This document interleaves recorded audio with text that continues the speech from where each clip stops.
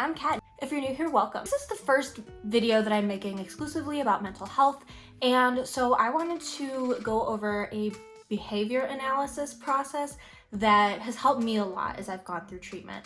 As a disclaimer, I'm not a mental health professional. I am just a girl who has been through a lot of therapy and wants to share what I've learned. But hopefully you can learn a thing or two from this video. So today I want to discuss something called a chain analysis. This is something that is described in DBT, and I will be working from this workbook, so I'll have any of the pages that I'm referencing in the description box below. I will also link a handout that you can use to go through this process on your own. So once you've had a chance to go through this video, I definitely recommend checking out those resources. So the point of a chain analysis is that you're going to spend a little bit of time reflecting on a situation in which you engaged in some sort of problematic behavior or problematic coping strategy. So chain analysis is really helpful when you are reflecting on patterns in your life, especially patterns of when you engage in negative coping strategies or negative behaviors that you want to engage in less. Chain analysis can be really helpful for laying out all of the factors that went into that particular interaction. It can help you really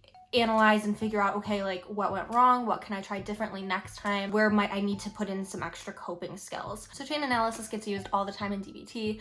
It's been a huge help for me in eradicating some of my specific target behaviors that were really persistent over time. So when you do a chain analysis, you can look at this flowchart to kind of understand which factors we want to pull out. The first one is your vulnerability factors. So those will be things that contributed to your mood before you even had any trigger or really engaged in the situation. This might be that I would be particularly irritable on a day when I forgot to eat breakfast, or if I had too much coffee and so I'm anxious. So keeping track of vulnerability factors is just a really good way to understand, okay, maybe you were a little bit more sensitive on this day, and it just helps you understand kind of the complexities of the situation a little better. So after acknowledging your vulnerability factors, which give you kind of useful insights, you'll want to go ahead and describe, make notes on, talk out loud about however you best process information. You want to go ahead and describe the prompting event and everything that pretty much happens leading up to engaging in your target behavior, whatever that behavior is.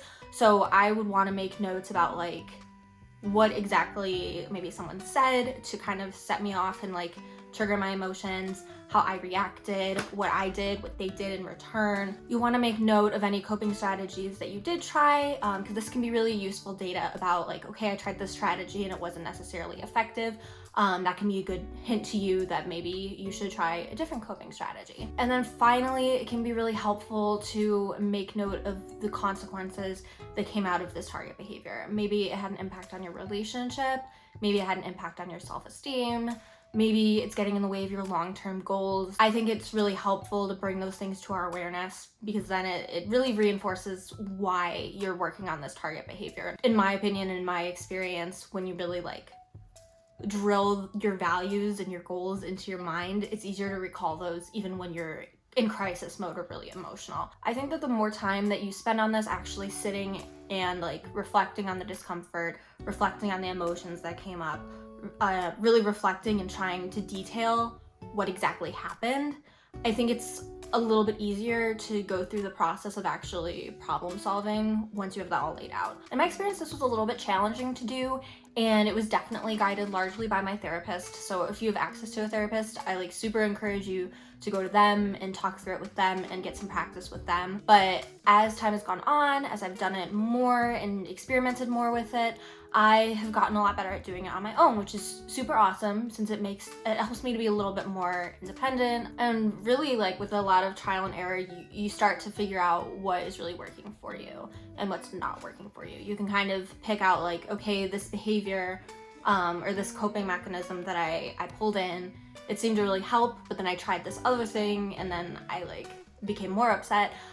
Just over time, as you kind of reflect on it and notice those patterns, it really builds up your toolbox of healthy coping mechanisms. So for me, this isn't necessarily going to be I do a chain analysis and then this problem is fixed forever. For some big problems, I will do chain analysis on them regularly. Whenever they come up, whenever the issue comes up, I have to keep practicing and I keep doing behavior analysis and just refining and fine-tuning my responses. But really, once you have this data, you can start to really develop those plans. In Marsha Linehan's DBT workbook, she recommends developing skillful behaviors to replace any problem behaviors that come up when you're describing the process of events that happened leading up to engaging in your target behavior. So thinking like, okay, what could I replace this bad behavior with? What's more effective that I could pull in instead? She also recommends developing prevention plans to reduce your vulnerability to stressful events.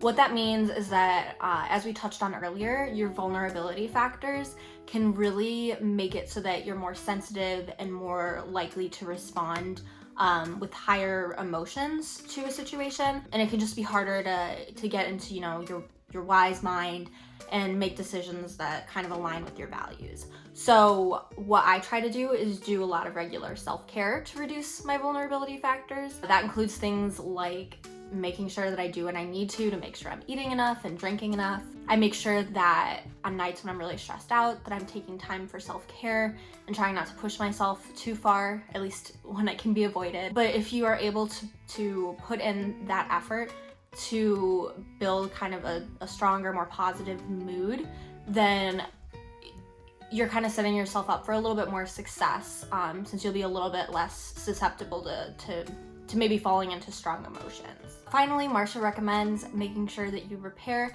any consequences or negative outcomes of engaging in your target behavior, or just kind of any negative consequences from the sequence of events that you reflected on. So that might include things like repairing relationships and apologizing, and just really looking after the consequences of your actions. I just really wanted to touch on this a little bit before I got into any specific coping mechanisms or DBT skills, because this is something that I've really used to frame how I figure out which skills I even need at a certain situation. So for me, a lot of my recovery and therapy has been okay, I'm gonna reflect on this really bad situation that happened. I'm gonna reflect on what I did, how I reacted, and then I'm gonna think about where I could maybe plug in some DBT skills. I also find that if you are seeking out peer support in DBT communities online, having some sort of chain analysis and providing that insight with people can be really helpful for them to give you recommendations of specific coping skills. So really laying out a situation this way provides people with a lot of information where they can give you some really good tailored advice. So if that's how you are kind of pursuing your own self-treatment, your own DBT self-study is in these online communities, I definitely recommend looking into the chain analysis and using that in your discussions in those groups. Yeah, so hopefully this gave you a little bit of an introduction to chain analysis.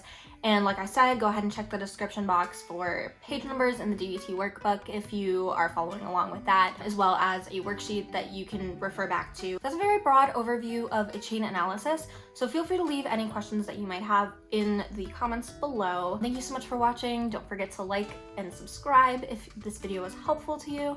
I hope you have a great day, night, afternoon, whatever it is, wherever you are, and until next time.